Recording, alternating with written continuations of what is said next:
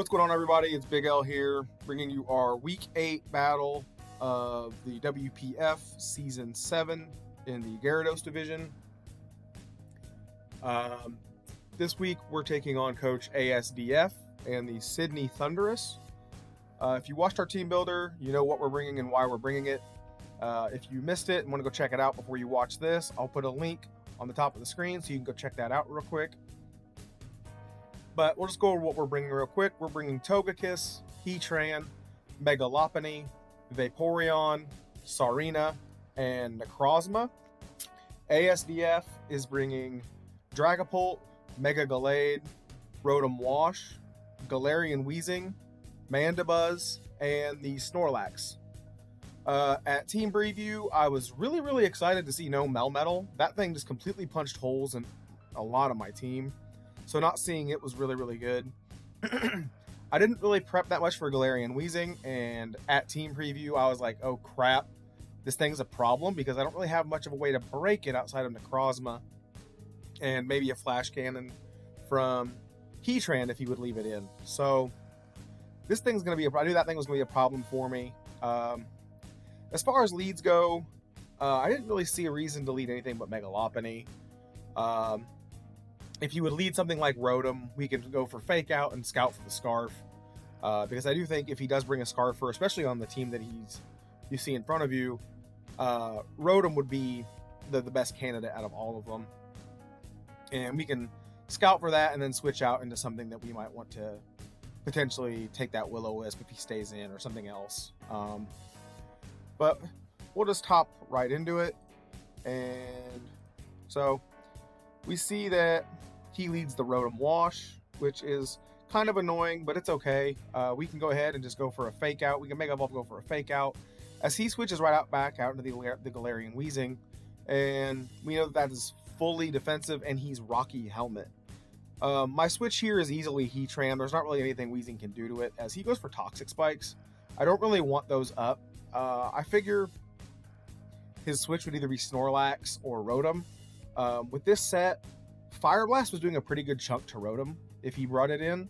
So I figured Fire Blast was the best play. As he goes Snorlax, we do very little to it. We hit the Fire Blast, we do very little to it, which is kind of a bummer. But we know that this is a very bulky, very specially defensive Snorlax. And it is leftovers. So we can go right out. We go out to Sarina here. We know there's not really anything it can do to us because of our bulk. He goes for Earthquake, does very little. And here, I decide that a Rapid Spin is free. I don't really want these Toxic Spikes up. And unfortunately, we do spin away, but he just goes right back out into the Galarian Weezing. And between that poison damage and that Rocky Helmet, we're already down to 50%. We go right back out into Heatran, as he just goes for another Toxic Spikes, which again is just pretty annoying. He goes right back onto Snorlax. But we decided to go ahead and go for our Stealth Rocks, which are really nice. Those are really come in handy later in the game, hopefully. We go right back out into Sarina as he goes for the Curse, which is kind of scary. I didn't want to reveal the Scarf on Togekiss just yet, because the mons that I really wanted Scarf Togekiss here to beat are still here. So I just decide if he can boost up his attack and defense, I could take away his attack boost and just go for Trop Kicks here. Make this much less threatening. And so I just go for a Trop Kick. We do very little damage, but we drop his attack, which is really helpful. And between Body Slam and Poison, we get down really weak. Here, I decided to just go for a Rapid Spin as he goes out into the Galarian Weezing again. And unfortunately, we do go down to the Rocky Helmet chip, which is pretty unfortunate, because that means that those Toxic Spikes are here to stay. So we go out to Heatran, because that's easily my safest switch into this. But I pull a double here into Mega Lopunny, because he needs this Weezing. He's not going to let it just take a Flash Cannon. And here, he goes out into Snorlax, as I just go ahead and go out and do a U-turn. And again, we do very little to it. We take the Rocky Helmet damage, which is unfortunate, but we can go out and do Togekiss. I didn't think this thing might... I figured if this thing had an attacking move, it would probably be Strange Steam instead of, Sludge Bomb or Sludge Wave. So I figured Togekiss would be a pretty good, bring in here. and maybe flinch it down is I just go ahead and go for an air slash. We see the Rotom isn't heavy duty boots, and we saw with that he has a little bit of HP. So here I think, okay, I can it might be a little bit bulkier of a Rotom. I can go ahead and bring Vaporeon in, predict him to go for a Volt Switch. I can live that pretty easily. Maybe, go for a Heal Bell. And he goes for a Thunderbolt, and that KOs almost. We go down to Poison, and that lets us know that this thing is Specs. That's the only way that could have done that much damage. So we go out into Heatran here, because I know that Specs Thunderbolt won't kill us. He goes out into Snorlax. As I go for the Fire Blast, we connect again, and still no burn, which is kind of unfortunate. But we go back out into Togekiss. I was predicting an Earthquake, as he just goes for a Rest, which is kind of a bummer. But here we go for a Dazzling Gleam, because I wanted to just kind of wear that Snorlax down, and we get the KO on Rotom, which is really, really nice. And we haven't revealed that we're Scarf. Here he goes out into Gallade. I know I'm faster than this because we're Scarfed, and we're locked into Dazzling Gleam, and we get a really, really big chunk of damage. It does less than I was hoping, and he goes for the Ice Punch, and we know that this thing is adamant. But we go for another Dazzling Gleam and knock it out, which is really, really nice. Togekiss really putting in work with the Scarf. As he goes Snorlax here, and I go out into Mega Lopunny. I know it's resting, so I know that this thing can't, hurt Lopunny. I can switch in pretty freely. And here, I probably should have, instead of doubling, I thought about going for Close Combat, but I knew the Weezing was going to be his play, and if I could maybe just get rid of it, that'd be really nice. But we go ahead and just go for the Air Slash here. We know Snorlax is going to take very, very little from that. I thought about going for Trick there, but again, I really felt like being able to beat the Dragapult later was more worth it. Going for the Trick there would have been really, really nice, because we could have stayed in. This thing would have been locked into whatever move it picked first, whenever it came out, and we could have switched to just started going for Air Slash to try to flinch it down.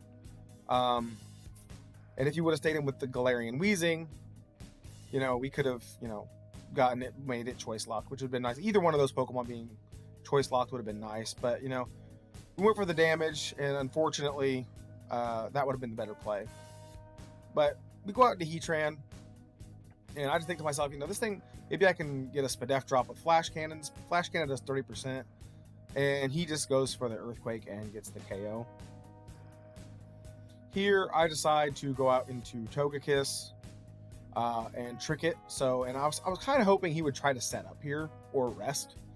But unfortunately, he makes a good play here.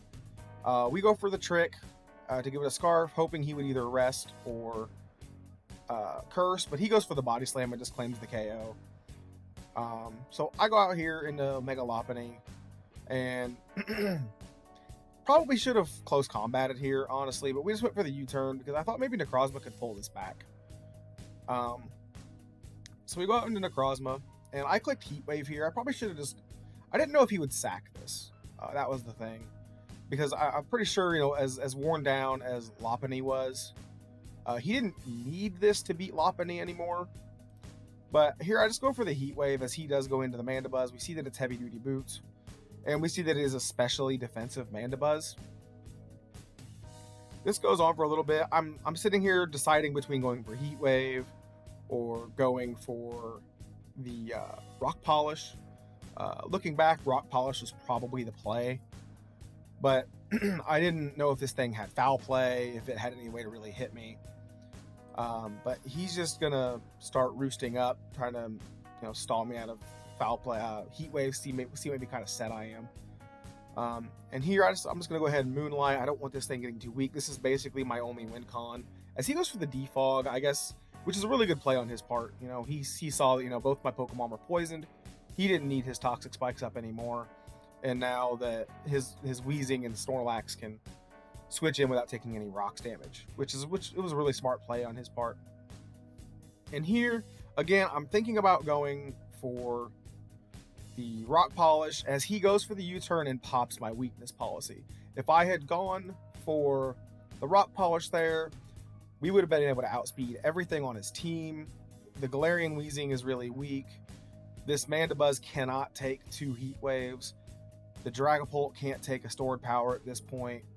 We could have really pulled it back at this point if I had gone for rock polish there, but unfortunately we didn't. If he wasn't Specs, this was a roll to kill, heavily in his favor. So I had to stay in. If he would have gone for a Dragon Darts or a Dragon Pulse, I couldn't have switched Lopunny in anyway. So I couldn't stay. I had to switch. I mean, I had to stay in. I couldn't switch and risk that, especially after my weakness policy had propped.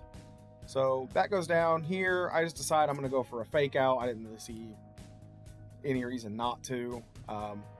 We get pretty decent damage off on Mandibuzz, and we go for the Thunder Punch, hoping maybe get a crit or something. Maybe get a couple kills to maybe turn this around. He goes for the U-turn, which does very little. And we go down to Poison, and we take the 4-0 loss to Asdf. No real shame in losing to a really good battler like him. I'd rather lose this way than how we lost last week. Like I said, 10 times out of 10, I'd rather get blown back than, throw and in the late game and lose that way. ASDF's a really good battler. I knew once I saw the Weezing we were going to be in trouble because, like an idiot, I didn't prep for the really defensive Pokemon that quad resists Fighting Stab, because apparently I'm not very smart. But GG's to ASDF. Hopefully we get a chance to play him again in the playoffs. That moves us down to 5-3, and unfortunately we are on a little bit of a losing streak, which is kind of a bummer because we really want to hit that first goal, which is to get that 500 record in this league. But we get and we have the founder next week of the WPF, Big Shane, and he's got a really good team. But it is what it is. We're gonna try to get him next time. That'll do it for me. Oh, thank you very much again to T4U and Big Shane for helping me build this week. All the other coaches in the WPF will be linked down below. There will also be a link to the Discord. So if you're not from there, want to go in there and hang out, check it out. Really chill group. And we will see you guys later. Have a good one.